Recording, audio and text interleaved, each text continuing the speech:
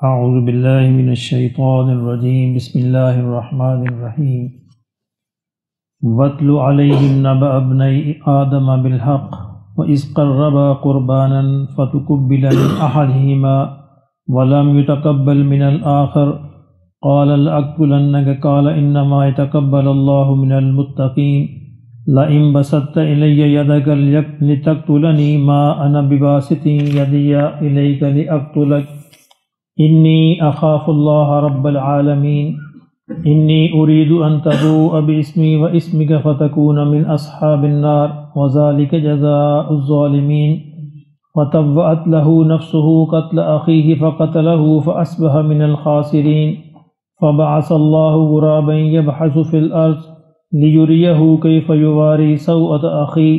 قال يا ويلتى أعجزت أن أكون مثل هذا الغراب فأواري سوءة أخي فأصبح من النادمين من أجل ذلك كتبنا على بني إسرائيل أنه من قتل نفسا بغير نفس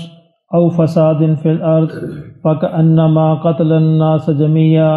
ومن أحياها فكأنما أحيا الناس جميعا ولقد جاءتهم رسلنا بالبينات ثم إن كثيرا منهم بعد ذلك في الأرض لمسرفون صدق اللہ العظیم۔ ہم نے دیکھا کہ یہود و نصارہ کی جو سازشیں تھیں، بنی اسرائیل کے جو مسائل تھے، وہ حسد کی وجہ سے نبی صلی اللہ علیہ وسلم پر ایمان نہیں لا رہے تھے۔ حسد کیا تھا کہ آخری نبی ہمارے یعنی قبیلے میں بنی اسرائیل میں کیوں پیدا نہیں ہوئے۔ اس بات کا انہیں پورا یقین تھا کہ محمد صلی اللہ علیہ وسلم اللہ کے نبی ہیں، سچے ہیں، لیکن صرف اس بنیاد پر نہیں مان رہے تھے کہ وہ بنی اسرائیل کے اندر پیدا کیوں نہیں ہوئے، بنی اسماعیل میں کیوں پیدا ہو گئے۔ یہ حسد تھا ان کو۔ اب حسد انسان کو کہاں تک پہنچا دیتا ہے، تو اللہ نے کہا کہ ان کو یہ سٹوری بھی سنا دو آدم کے 2 بیٹوں کی کہ وہ قتل تک پہنچے حسد کی بنیاد پر۔ اس لیے حسد سے بچنا ضروری ہے تاکہ یہ صحیح ان کو راستہ، صحیح روشنی میسر آ سکے۔ فرمایا کہ وَاتْلُ عَلَيْهِمْ نَبَأَ ابْنِ آدَمَ بِالْحَقِّ، ان کو آپ سنا دیں آدم کے 2 بیٹوں کی کہانی، آدم کے 2 بیٹوں کی خبر۔ اِذْ قَرَّبَا قُرْبَانًا، جب انہوں نے قربانی پیش کی اللہ کے حضور، فَتُقُبِّلَ مِنْ أَحَدِهِمَا، تو ان میں سے ایک کی قربانی اللہ نے قبول فرما لی، وَلَمْ يُتَقَبَّلْ مِنَ الْآخَرِ، اور دوسرے کی قربانی قبول نہیں فرمائی۔ ابھی اللہ چونکہ دلوں کے حال کو جانتے ہیں تو اللہ صرف اس نیکی کو قبول فرماتے ہیں جو خالص اللہ کی رضا کے لیے اور اللہ کے لیے کی گئی ہو۔ یعنی بظاہر انسان ہزاروں دعوے کر سکتا ہے، لیکن چونکہ دل کے حال اللہ ہی جانتا ہے۔ اب ان دونوں بھائیوں کی جو قربانی تھی، جو حابیل تھا اس کے پاس بھیڑ بکریاں تھیں، اس نے اپنی ایک بھیڑ یا بکری کو ذبح کر کے، رواج یہ تھا کہ کسی خاص مقام پر، کسی پہاڑ پر رکھ دیتے تھے، تو آسمان سے ایک آگ آتی تھی اور وہ اس کو جلا ڈالتی تھی، تو اس کا مطلب ہے قربانی قبول ہو گئی۔ یہ امت مسلمہ پہ یا امت ابراہیمی پہ اللہ نے کرم فرمایا کہ وہ قربانی بھی کرے اور کھا بھی سکتے ہیں۔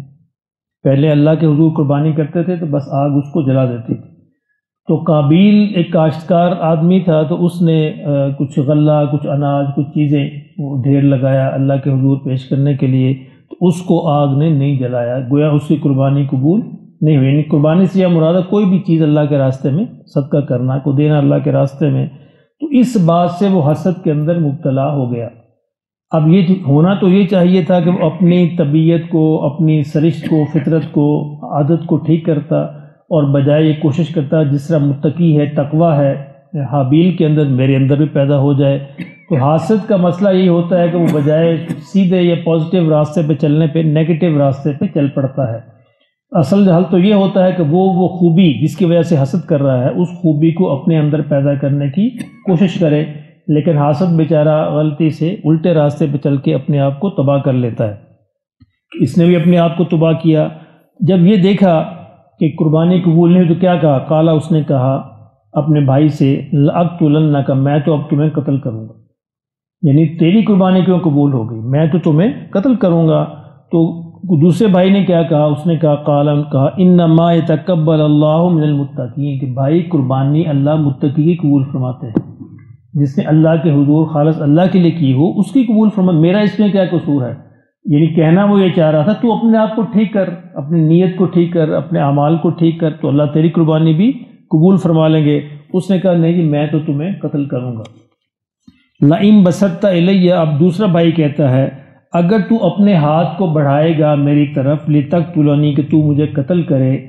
ما انا بباسط یدی الیک، تو میں پھر بھی تمہیں قتل کرنے کی کوشش نہیں کروں گا، میں پھر بھی تمہاری طرف ہاتھ نہیں بڑھاؤں گا، لأقتلک، تاکہ تجھے میں قتل کر سکوں۔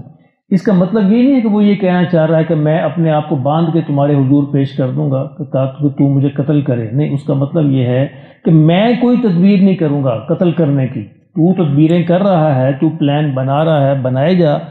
میں تیرے قتل کرنے کی کوئی تدبیر نہیں کروں گا، تیرا زور چل جائے علیحدہ بات ہے، البتہ میں اپنے آپ کو بچانے کی کوشش کروں گا پوری، لیکن تیرے خلاف کوئی پلان نہیں بناؤں گا۔ کیوں نہیں بناؤں گا؟ انی اخاف اللہ رب العالمین، کہ میں تو جہانوں کے رب سے ڈرتا ہوں، مجھے اس کے حضور پیش ہونا ہے، حساب دینا ہے، اس کے حضور جواب دینا ہے۔ انی اریدو، اور میں یہ چاہتا ہوں، ان تبوء باسمی و اسمک، کہ تو ہمارے دونوں کا گناہ تیرے ہی سر پڑے، یعنی میں یہ چاہتا ہوں کہ تو گناہ کمانا چاہتا ہے نا، تو میرا بھی تیرا بھی گناہ تیرے ہی سر پڑے، فتکون من اصحاب النار، اور تو پھر ہو جائے دوزخ والوں میں سے، وذالک جزاء الظالمین، اور یہی ظالموں کی سزا ہے کہ اس کو دوزخ بھگتنی پڑے گی۔ فتوعت لہ نفسہ، اب اس کا پلان وہ بنا رہا تھا، تو اللہ فرماتے ہیں کہ اس کے نفس نے، یعنی وہ جو قتل کرنے والا قابیل تھا، اس کے نفس نے اس کو آخر مائل کر دیا، راضی کر دیا اس بات پر کہ تو قتل کر۔ پہلے انسان کے ذہن کے اندر ایک ارادہ آتا ہے، اب اس ارادے پر عمل کرنا، پھر نفس اس کو ابھارتا ہے، موٹیویٹ کرتا ہے، انسپائر کرتا ہے، انکریج کرتا ہے کہ تو آگے بڑھ، اب اس پہ پلان پر عمل کر۔ اب اسی طرح یہاں بھی ہوا، پہلے اس کے دل کے اندر خیال آیا، اب اس خیال کو اس کے نفس نے فتوعت، راضی کر دیا، لہو نفسہ، اس کے نفس نے، کہ تو اس پر امپلیمنٹ کر، اس کو عملی طور پر اس پر عمل کر، قتل اخیہ، اپنے بھائی کے قتل پر، فقتلہ، تو اس نے اس کو قتل کر دیا،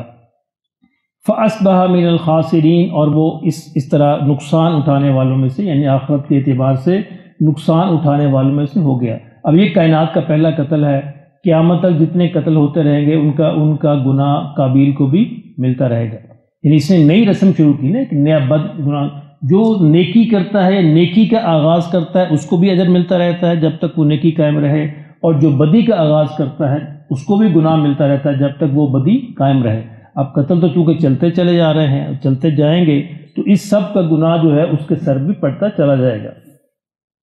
اب قتل تو کر دیا، لیکن اب اس کو یہ پتہ نہیں چل رہا تھا وہ بھائی کی لاش کا کیا کرے، چونکہ کوئی مثال تو موجود نہیں تھی، ایک نئی دنیا تھی۔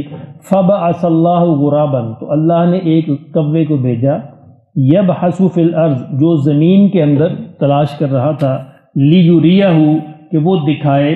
کیف یواری سوءۃ اخی، کس طرح اپنے بھائی کی لاش کو ٹھکانے لگانا ہے، کس طرح اس کو چھپانا ہے۔ کوے نے کو دوسرے کوے کو گڑھا کھود کے اس کے اندر ڈالا تاکہ اس کو یہ منظر دکھائے کہ اس طرح کر۔